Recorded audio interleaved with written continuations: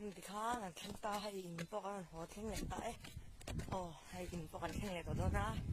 thì xong hay sẽ lịch sử lo like em lo subscribe để chốt đơn nhiều với mình cuộc si guys hey họ sâu lệ tỏ đó nó gì á họ sâu á khẩn muôn hoặc hay tổ nó hay riêng ăn chỉ phải á phải chỉ tội cốt này các thầy ăn in hay riêng còn chỉ phải đó đi sẽ đến các lòng đúng độ mấy thầy nữa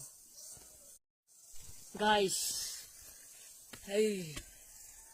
họ sâu lệ tỏ đó nó gì á họ sâu á khẩn muôn hoặc guys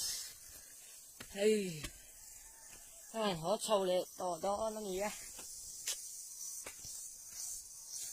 họ sâu á khẩn muôn hoặc guys hey họ sâu lệ tỏ đó nó gì á họ sâu á khẩn muôn hoặc say hi hay khẩn muôn chứ còn khang ta sâu sót ta son hay hùn phía ôm đi cắn cái dùng ai mà thành hay run rồi hay bal vắc rồi chứ tin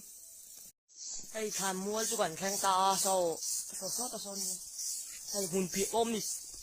cắn cái dùng ai mà thành hay run rồi hay bal vắc rồi chứ tin đi bên cái sự sức run gì đó thì khi ra chặt đấu lại gặp nhau vì đó mai làng thầy đầu tan chưa viện tự nghĩ đầu sự bị tán hay khi ra cái gì cho hay chưa xảy về để bắt cái nào lại trùng gió cao thì nó em đi với to mà ha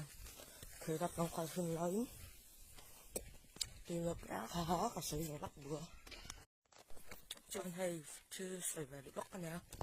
lại trùng gió cao thì nó em đi với to mà ha khi gặp nó còn không lớn